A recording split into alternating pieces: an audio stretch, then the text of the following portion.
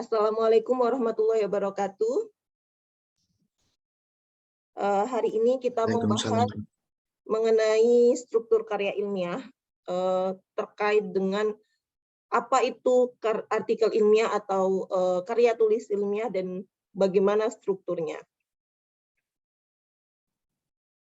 Nah, sebelum kita membahas mengenai struktur karya ilmiah, kita akan pahami dulu. Kira-kira apa sih nilai penting pembelajaran dari menulis artikel ilmiah ini, gitu ya. Di dalam slide teman-teman bisa perhatikan kira-kira bedanya gitu ya antara sesuatu yang ditulis secara ilmiah dan bukan ilmiah. Meskipun pada dasarnya untuk mengungkapkan sesuatu atau menyampaikan sebuah informasi yang berkaitan dengan si penulis, tapi ada tekniknya, ada cara-cara tertentu, langkah-langkah tertentu yang harus dilakukan ketika kita menuliskan sebuah karya ilmiah supaya tidak seperti sebuah ungkapan yang subjektif. Nah, ini adalah bedanya karya tulis ilmiah versus karya tulis non-ilmiah.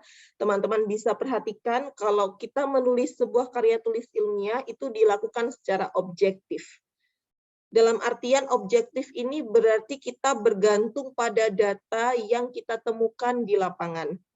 Bergantung pada apa yang dinyatakan atau apa yang terungkap dari data yang kita peroleh. Jadi benar-benar sesuai dengan apa yang kita temukan di lapangan ya, tidak menyangkut dengan sisi pribadi kita. Nah, sedangkan kalau untuk karya tulis non-ilmiah itu bisa dilakukan dengan subjektif. Subjektif itu berarti berkaitan dengan kepentingan si penulis. Kepentingan saya sebagai penulis, kepentingan teman-teman mahasiswa sebagai penulis. Oleh sebab itu, karena bersifat subjektif, personal gitu ya, personalitasnya berkaitan di sini, maka datanya tidak dapat dipertanggungjawabkan. Ya, berbeda dengan karya tulis ilmiah tadi karena dia benar-benar murni berdasarkan data, maka datanya dipertanggungjawabkan. Nah, kemudian yang kedua, kalau kita menulis karya tulis ilmiah, kita menggunakan ragam bahasa baku atau ragam bahasa tulis formal. Ini sudah kita bahas mengenai ragam bahasa di pertemuan ketiga atau keempat gitu. Ada beberapa ragam bahasa yang bisa kita gunakan di dalam berkomunikasi. Nah, salah satunya adalah ragam bahasa yang formal. Ini penting kita gunakan di dalam di dalam menuliskan karya tulis ilmiah. Jadi kita harus memperhatikan kaidah-kaidah yang sudah ditetapkan. Jadi acuan kita adalah Kamus Besar Bahasa Indonesia, kemudian ejaan bahasa Indonesia ya. Jadi benar-benar harus diperhatikan penulisannya. Kemudian jika karya tulis ilmiah ini menggunakan ragam bahasa baku yang formal, maka untuk karya tulis non-ilmiah ini sebaliknya. Tidak baku atau informal atau istilahnya gitu bahasanya bebas gitu ya. Tidak ada aturan-aturan khusus yang mengikat. Mau menggunakan bahasa apapun ini lepas. Kemudian yang ketiga, karya tulis ilmiah disusun secara sistematis. Ya, jadi ada sistematikanya. Harus sistematis berdasarkan metode ilmiah tertentu. Jadi kalau kita berbicara persoalan metode, ada banyak metode yang bisa kita gunakan. Kita pilih salah satu mau menggunakan metode apa. Kemudian penyusunannya juga harus disesuaikan, harus sistematis.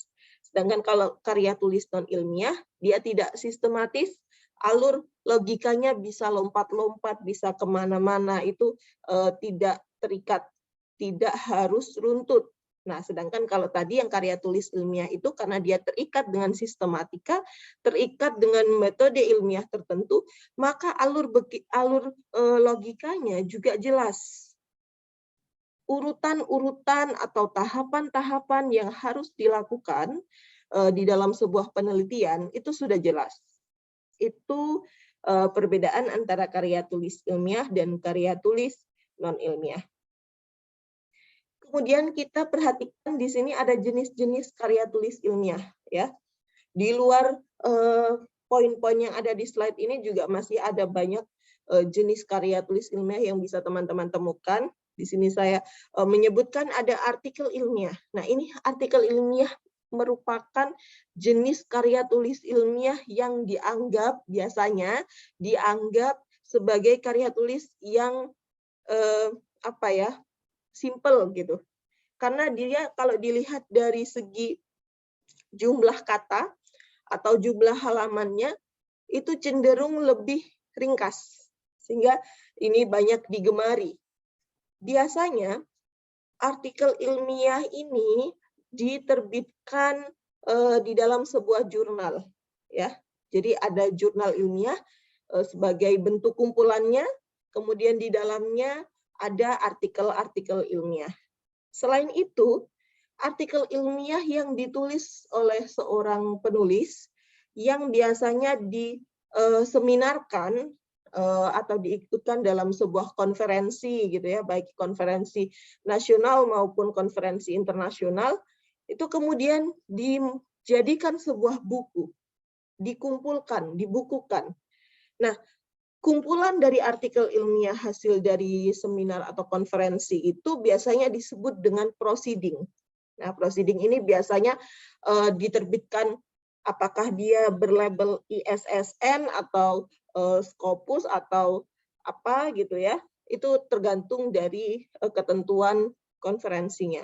Nah, sehingga kemudian artikel ilmiah ini bisa kita temukan di dalam jurnal maupun di dalam proceeding. Kemudian ada pula artikel ilmiah yang disebut dengan artikel ilmiah populer. Ada kata populernya di situ ya, jadi cenderung lebih populer. Ini bisa kita temukan di koran, misalnya di bagian publik opini atau majalah-majalah tertentu. Nah, ini teman-teman bisa bedakan ya antara artikel ilmiah yang terbitnya di jurnal atau proceeding, kemudian artikel ilmiah yang kita temukan di koran atau majalah. Kemudian karya tulis ilmiah yang kedua adalah buku atau biasa disebut buku ilmiah. Nah, untuk saat ini, di era ini, buku-buku ilmiah tidak hanya bisa kita temukan dalam bentuk yang cetak, yang fisik gitu ya, buku secara fisik gitu yang bisa kita baca, kita pegang secara langsung gitu. Akan tetapi banyak pula sekarang karena perkembangan teknologi, buku-buku juga dicetak secara elektronik atau mungkin biasa kita sebut sebagai e-book. Nah, itu juga menjadi salah satu bentuk atau jenis dari karya tulis ilmiah. Kemudian yang ketiga adalah proposal penelitian atau kegiatan. Nah, ini nanti yang akan berhubungan dengan tugas akhir mata kuliah kita, yaitu proposal PKM. Ini nanti akan kita bahas secara lebih lanjut. Kemudian karya tulis ilmiah yang juga familiar gitu ya, sering kita temukan di dalam ranah akademik, terutama untuk S1, biasa disebut skripsi, kemudian untuk S2 disebut tesis, dan S3 disebut dengan disertasi. Ini berkaitan dengan tugas akhir dari sebuah perkuliahan. Kemudian, ini yang tadi saya sebutkan, ada artikel ilmiah yang terbit di jurnal atau proceeding, ada artikel ilmiah populer yang bisa kita temukan di koran atau majalah. Teman-teman nanti bisa baca lebih lanjut, bisa dibaca sendiri, dilihat perbedaannya. Kemudian kita masuk ke struktur karya ilmiah. Struktur karya ilmiah ini pada umumnya terdiri atas 3 hal atau 3 bagian. Pendahuluan, isi, dan penutup. Nah, kalau kita mengacu pada Ristek Dikti 2016, di situ saya menuliskan ada yang disingkat menjadi IMRAT. Jadi formatnya adalah format IMRAT. IMRAT itu singkatan dari Introduction, Methods, Result, and Discussion. Nah, introduction atau pendahuluan. Pendahuluan ini terdiri dari apa saja? Bisa diperhatikan kalau di situ ada burger gitu ya, berarti pendahuluan itu lapisan yang paling atas, roti atasnya. Nah, roti atas ini terdiri dari judul, abstrak, dan bagian pendahuluan. Maksudnya adalah ada latar belakang, ada rumusan masalah, ada tujuan, dan seterusnya ya. Ada yang menggunakan manfaat, ada yang cukup dengan tujuan, atau biasa ada juga yang menggunakan tujuan dan manfaat. Nah, itu nanti kita akan kembali ke gaya selingkung. Apa yang dimaksud dengan gaya selingkung? Gaya selingkung itu maksudnya adalah gaya atau aturan-aturan yang diberlakukan di lingkungan sebuah ranah akademik. Misalnya untuk kampus Institut Telkom Surabaya, IT Telkom menggunakan gaya-gaya tertentu di dalam sebuah penulisan. Nah, itu berarti disebut dengan gaya selingkung IT Telkom Surabaya. Berbeda pula dengan kampus lain. Kampus lain tentu mempunyai gaya selingkung yang lain pula, gitu ya. Itu berkaitan dengan pendahuluan tadi, ada judul abstrak dan pendahuluan untuk bagian introduction. Kemudian di bagian kedua adalah metode. Ini meliputi metode, hasil, analisis, dan pembahasan. Ya, method, result, and discussion. Jadi ada metodenya sebagai salah satu pijakan langkah yang kita lakukan di dalam sebuah penelitian. Jadi teman-teman, di dalam metode tidak hanya menyebutkan jenis metode penelitian apa yang kita gunakan di dalam penelitian kita, akan tetapi harus disertai dengan langkah-langkah penelitian. Jadi contohnya, misalnya saya di dalam penelitian menggunakan metode kualitatif. Kualitatif yang dengan landasan tertentu. Kemudian di dalam penelitian saya itu mempunyai 5 langkah penelitian yang harus saya lakukan untuk mencapai metode kualitatif dalam penelitian saya tadi. 5 langkah itu apa saja? Itu harus digambarkan, harus dijelaskan secara detail. Misalnya, langkah pertama, saya mengumpulkan data. Tahap pertama adalah mengumpulkan data, dilakukan di wilayah mana, misalnya untuk metode wawancara, berarti sasaran masyarakatnya di mana, kemudian waktunya kapan, dan seterusnya. Kemudian yang kedua adalah mengolah data, dan seterusnya. Itu disebut dengan langkah-langkah yang dilakukan di dalam sebuah penelitian, dan itu harus diungkapkan di dalam metode, sehingga kemudian alurnya jelas. Selanjutnya adalah hasil analisis dan pembahasan. Ini harus mengungkap bagaimana sebuah penelitian itu mempunyai sebuah hasil dan diskusi. Dalam artian diskusi di sini adalah ada keterkaitan penelitian kita dengan penelitian sebelumnya yang kemudian kita bisa menunjukkan kebaruan kita itu ada di mana. Bedanya penelitian kita dengan penelitian orang lain itu di mana. Sesuatu apa yang kita wacanakan di dalam tulisan kita.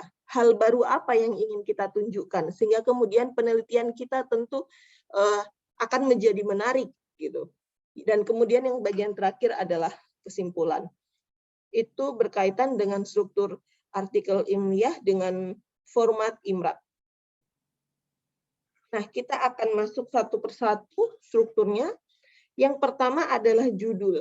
Di dalam menulis judul juga tidak sembarangan. Biasanya secara umum judul ini ditulis dengan bentuk yang bukan kalimat gitu, dalam bentuk berupa frasa, tidak boleh kalimat. Teman-teman tentu harus bisa membedakan ya, mana frasa, mana kalimat. Jadi kalau kita kemarin di mata kuliah di pertemuan sebelumnya membahas mengenai paragraf dan kalimat, unsur apa saja di dalam kalimat itu. Tentu kita masih ingat ada subjek, predikat, objek, dan seterusnya yang kemudian membentuk sebuah kalimat, sehingga kalau tidak ada subjek maka tidak boleh disebut sebagai kalimat, tidak ada predikat berarti belum mumpuni disebut kalimat, dan seterusnya. Nah, justru untuk menuliskan sebuah judul, kita upayakan supaya judulnya tidak berbentuk kalimat. Judulnya cukup berupa frasa, ya. Jadi tidak harus lengkap, harus berupa frasa. Kemudian judul juga harus merepresentasikan dari isi tulisannya. Jadi judul itu harus mewakili apa yang kita bicarakan di dalam penelitian itu. Kemudian judul juga harus menarik, padat, tidak berbelit-belit, dan disampaikan secara jelas. Sehingga orang dengan membaca judul kita itu sudah bisa membayangkan kira-kira isinya seperti apa. Kemudian yang selanjutnya ini ada contoh judulnya. Nah, yang kedua adalah abstrak atau intisari gitu ya dari sebuah penelitian.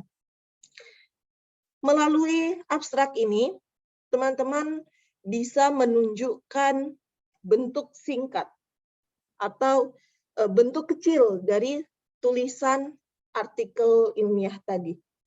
Jadi abstrak ini sudah bisa mencakup seluruh bagian penting atau bagian inti dari penelitian itu. Yang pertama, abstrak meyakinkan pembaca untuk membaca artikel lebih lanjut. Jadi melalui abstrak yang menyuguhkan intisari tadi, pembaca sudah bisa menangkap, oh ternyata ini tulisannya bagus, ini artikel ilmiahnya penting, ini menarik, sehingga kemudian sekalipun dia sudah menemukan inti-intinya di dalam abstrak, dia justru akan lebih yakin, dia justru akan lebih tertarik untuk membaca artikel secara lebih lanjut. Ya. Kemudian yang kedua, komponen yang harus ada di dalam sebuah abstrak yang disebut dengan bentuk kecil dari artikel tadi. Yang pertama adalah sedikit uraian mengenai latar belakang. Jadi kita sampaikan dulu latar belakangnya secara sangat singkat. Yang perlu diungkapkan di bagian sedikit uraian mengenai latar belakang ini adalah persoalan yang kita hadapi. Konteks persoalan atau konteks masalah yang kita angkat di dalam sebuah penelitian. Ada masalah apa sebenarnya? Sehingga kemudian kita lakukan penelitian untuk mengetahui lebih lanjut untuk membahas mengenai masalah itu. Kemudian setelah sedikit uraian mengenai latar belakang, di dalam abstrak juga harus diungkapkan tujuan penelitiannya. Kemudian metode penelitiannya, dan hasil penelitian yang kemudian diakhiri dengan kesimpulan. Nah, karena bentuknya ini bentuk sangat ringkas, bentuk mini gitu ya. Untuk abstrak ini dibatasi biasanya antara 150 sampai 200 kata. Jadi dalam satu secara tampilan gitu ya, dalam satu paragraf, kemudian karena sangat singkat maka terbatas 150 sampai dengan 200 kata. Dan di bagian akhir abstrak ini harus diberikan kata kunci supaya pembaca tahu kira-kira ini penelitian kita atau tulisan kita membahas tentang apa. Kata kunci ini berarti harus diperhatikan. Tidak semua bisa menjadi kata kunci ya.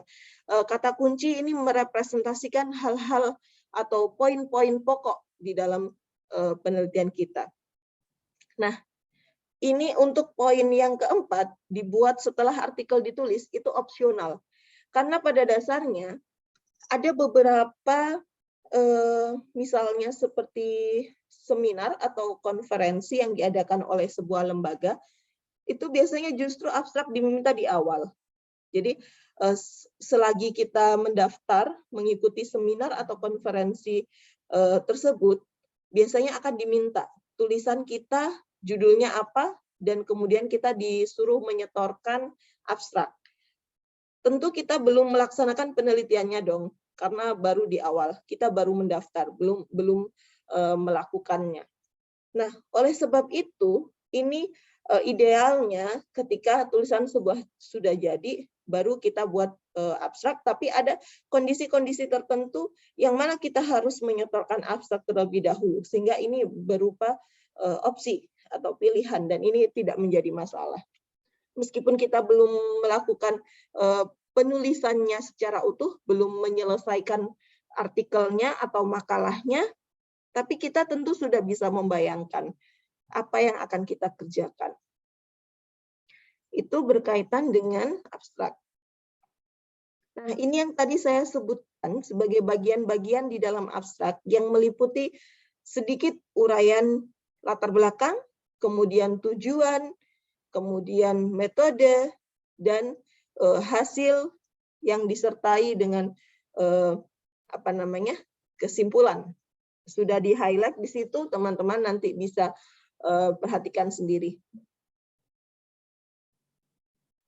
Kemudian kita masuk bagian pendahuluan. Nah, bagian pendahuluan ini untuk latar belakang biasanya berupa segitiga terbalik. Atau segitiga terbalik ini kalau di dalam konteks paragraf kita menyebutnya sebagai bentuk deduktif atau dari umum ke khusus. Jadi kita nyatakan dulu, kita sampaikan sesuatu yang berupa informasi yang sangat umum, kemudian semakin khusus.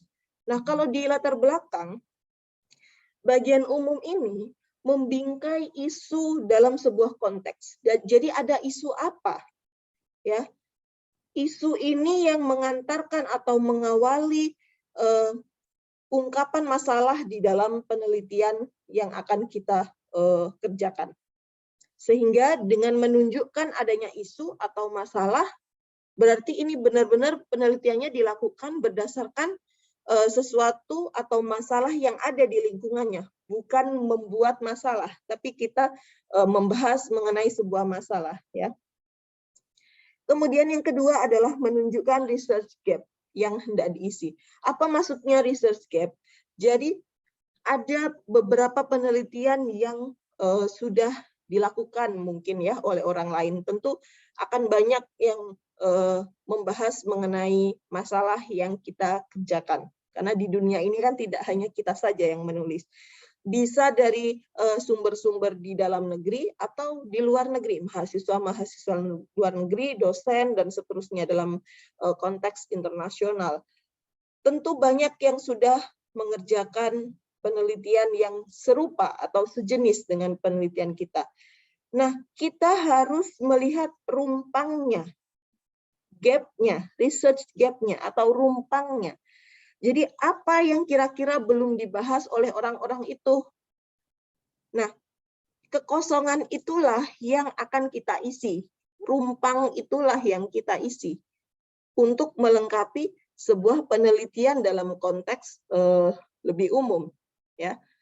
Kemudian yang ketiga adalah menunjukkan fokus penelitian. Karena bentuknya adalah semakin mengerucut, maka di bagian akhir kita harus menunjukkan fokus kita di mana. Kalau orang-orang tadi membahas ini gitu ya, kita mengisi rumpangnya, rumpangnya itu berkaitan dengan apa, kemudian fokus kita di mana. Nah, itu akan membentuk sebuah segitiga terbalik. Nah, ini metode penelitiannya berisi langkah-langkah di dalam melakukan riset. Ini yang saya sampaikan tadi di awal. Jadi di bagian metode penelitian, teman-teman mahasiswa tidak hanya cukup menunjukkan metode penelitian apa yang digunakan, akan tetapi juga dituntut untuk menunjukkan langkah-langkah di dalam riset. Ya, langkah-langkah apa saja yang dilakukan. Dan yang kelima adalah hasil dan pembahasan. Menguraikan data yang diperoleh, menganalisis, dan menginterpretasi temuan-temuan yang ada. Jadi 3 poin penting ini biasanya akan dibahas. Kalau dalam bentuk artikel ilmiah biasanya akan dibuat 3 subbab gitu ya. Subbab pertama menguraikan datanya terlebih dahulu, datanya diuraikan berdasarkan apa yang ditemukan di lapangan. Kemudian subbab yang kedua analisisnya berdasarkan data-data tadi yang diperoleh, kemudian dianalisis.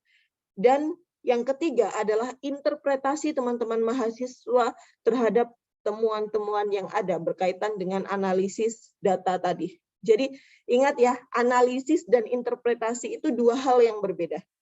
Tidak bisa disamakan. Kalau analisis berarti kita mengolah datanya, kalau interpretasi berarti kita memaknainya.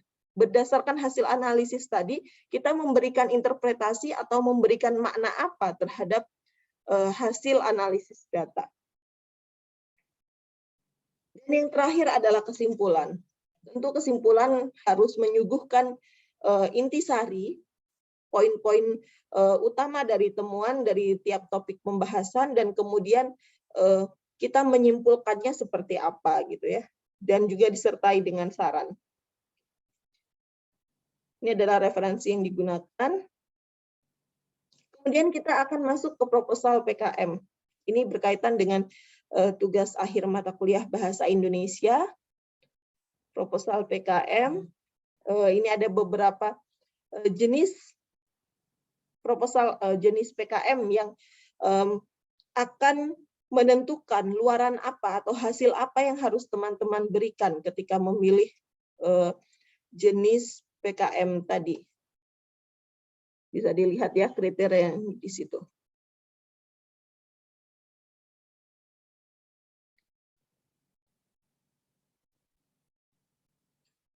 Oke, kita akan lihat yang pertama di situ ada PKM riset eksakta. Saya akan sekaligus menampilkan.